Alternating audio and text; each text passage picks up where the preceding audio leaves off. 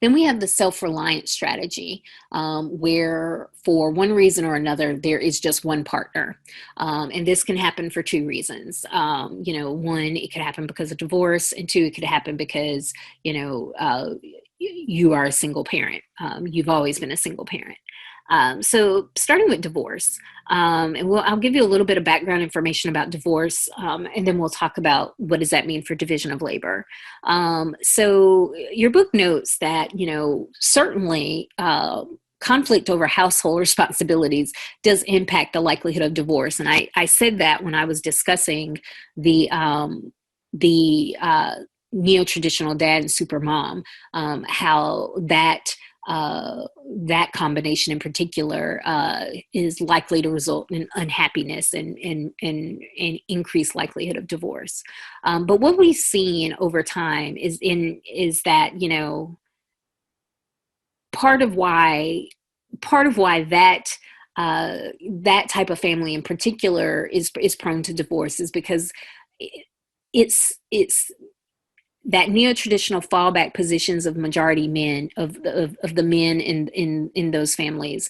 It runs up against the fact that these are women who have been raised to desire, and have been raised to positively view independence, right? Which is why they are working, which is why they pursued their career.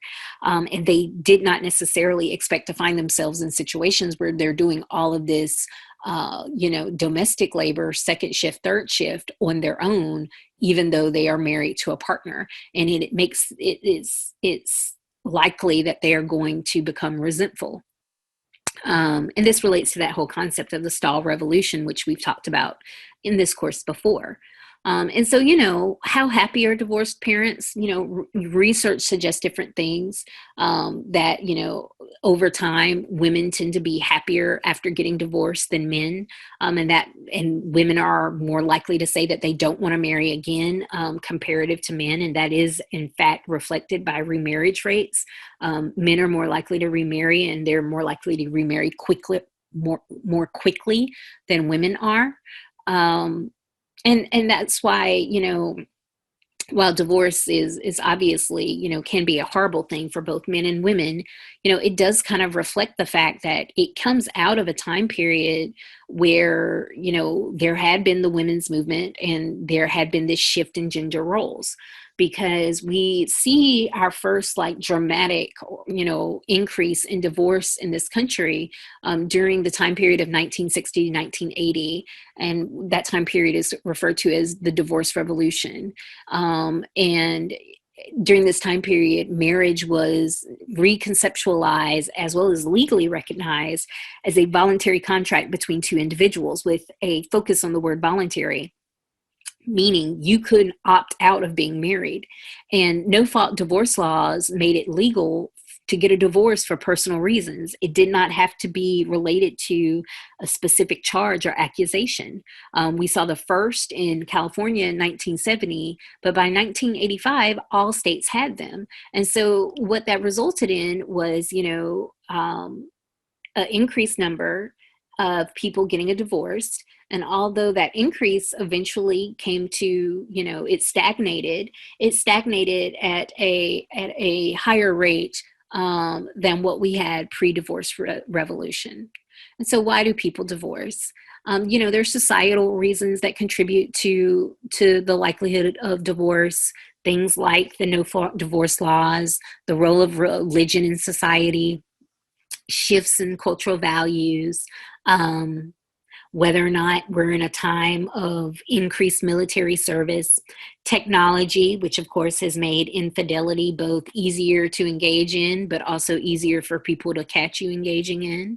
Then there are demographic reasons where we can kind of look at demographic characteristics and assign them values related to the likelihood that this is going to contribute or not contribute to you getting a divorce. And that's what that table is showing you, just a handful of demographic characteristics that reduce the likelihood of divorce. And so the things that we know seem to be contributing to divorce are, whether or not your parents got a divorce, what age did you get married? If you married really young in life, you're more likely to get divorced. Did you have children before you got married? Because that makes your likelihood of divorce higher. Similarity between spouses decreases the likelihood of divorce. So that's why marriages between partners of different races, partners of different socioeconomic classes, partners of different religions, all of those types of marriages have a higher rate of divorce. And then there are micro level individual reasons. Was there abuse? Was there infidelity? Marital satisfaction, which as your textbook notes, one of the key things related to marital satisfaction is division of household labor. So all of those are contributing to divorce. And when people divorce, of course, now they are super mom or super dad because they are having to do it all. There is no partner to share or specialize with.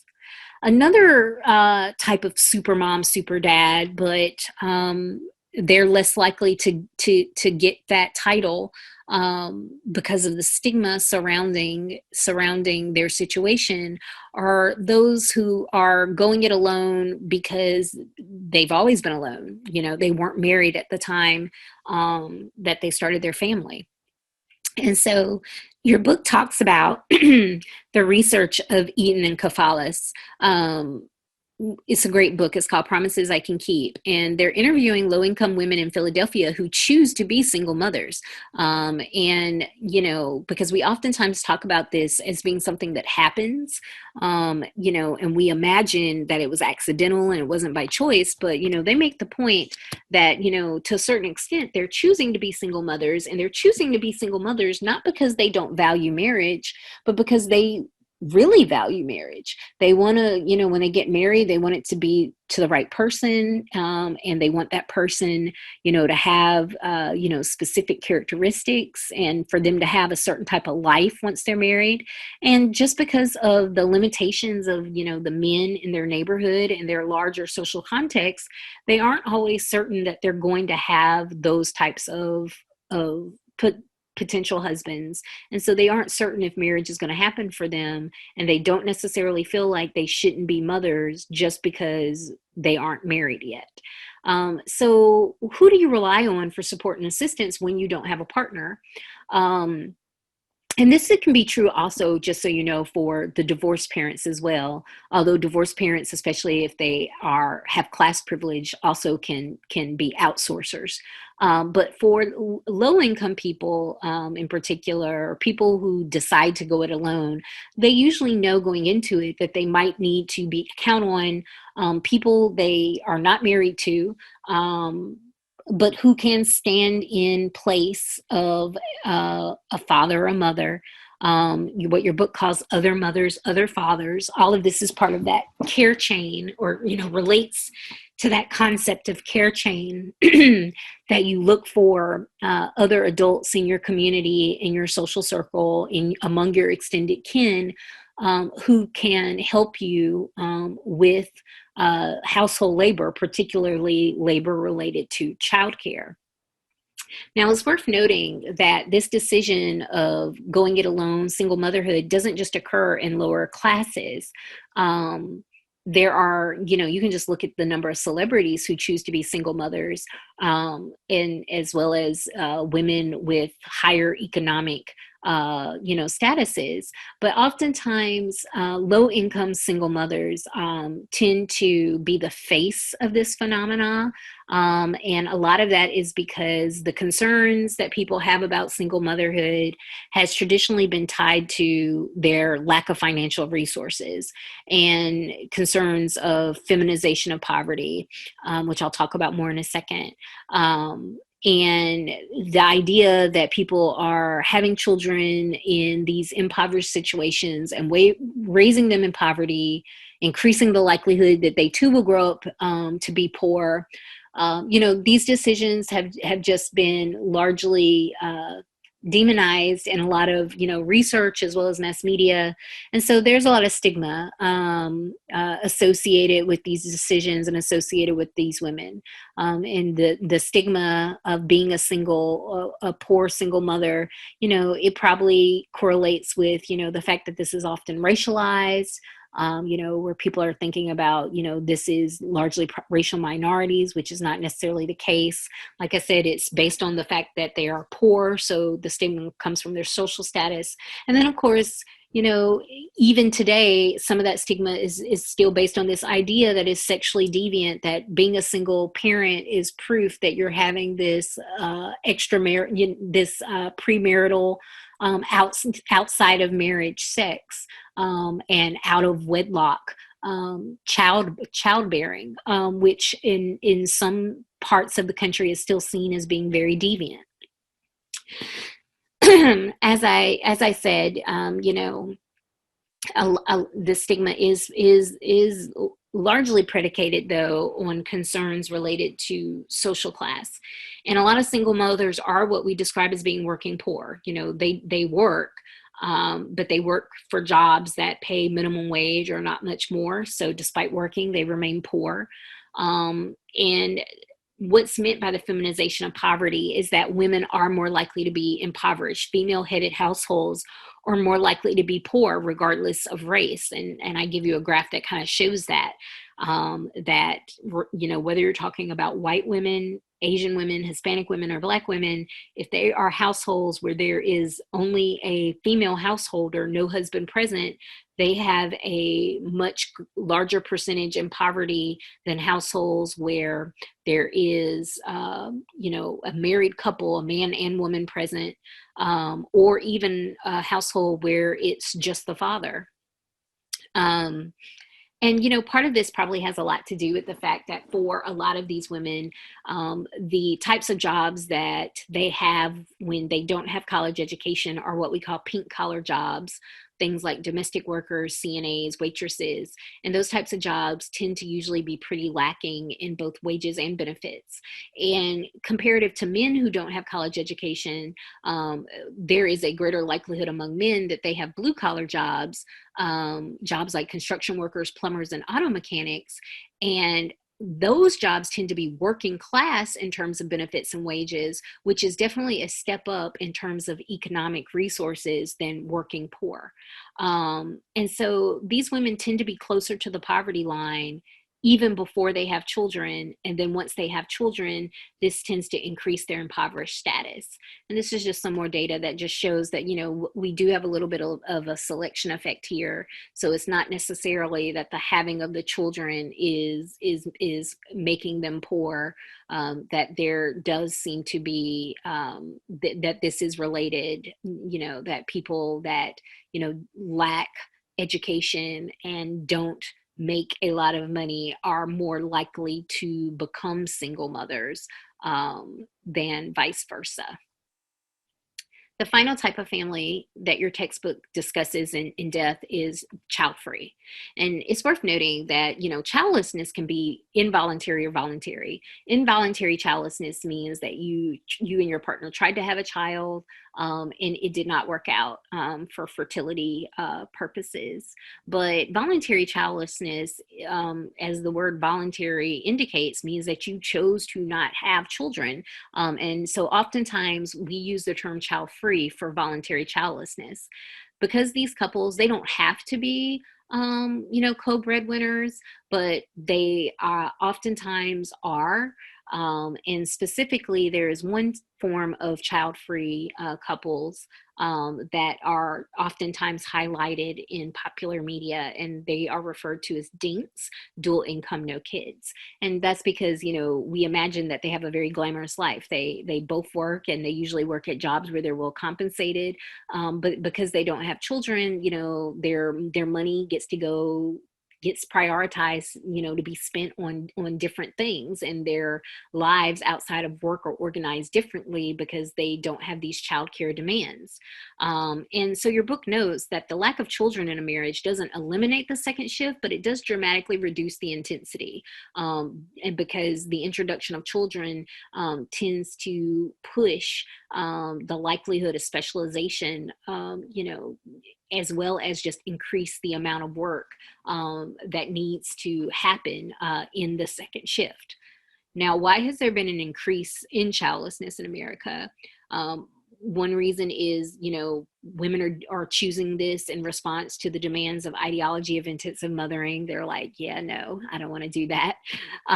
It opens up the opportunities to do other things as couples are, maybe considering, whether it's leisure time or career advancements or participation in politics even. The role of birth control and abortion means that unplanned pregnancies are just less likely, and unplanned births even less likely. A sense of ambivalence around parenting and children, and that can be for both men and women. And then once again, financial concerns and work pressures. Children are expensive, and this is sometimes an expense that people are not necessarily, very interested in taking on.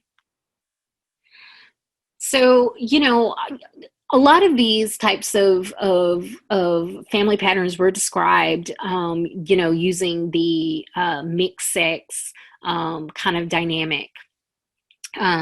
Although certainly some of them, and the authors do mention under some of them, specifically, how this works. If you're talking about a same-sex partner, to what extent does this still exist? And they discuss that when talking about like neo-traditionalism and egalitarian sharing in particular. But part of the reason, certainly part of the reason why, we can't talk about these types of families in more concrete detail is that, we have much more limited research. Certainly anything beyond the last 10 years, very, very limited. And even within the last decade, still a lot of gaps in our research on these types of families. What we do know is that the division of household labors among lesbian couples is more egalitarian, especially before the presence of children. After children, parenthood does affect the division of housework, and some research indicates that the biological mothers oftentimes do more childcare. Studies of gay men found that they co-parented most equally. So if you're comparing them to, mixed sex marriage, lesbian marriage, then the marriages and childcare patterns among gay men were the most equal. We've discussed this in other capacities in this class, but part of this probably has a lot to do with the fact, why are these families more egalitarian? Well, because they are reimagining marriage and family for themselves. It is a lot harder for them to just, accept without questioning, without tweaking, the kind of dominant cultural norms and expectations that some of us have been getting spoon-fed to us, since the moment we watched our first Princess movie. And so, they have the kind of space to imagine a less oppressive version of family. And so one concept that kind of comes out of the research studying these families is the concept of degendered parenting, where parenting is divorced from traditional gendered expectations and norms.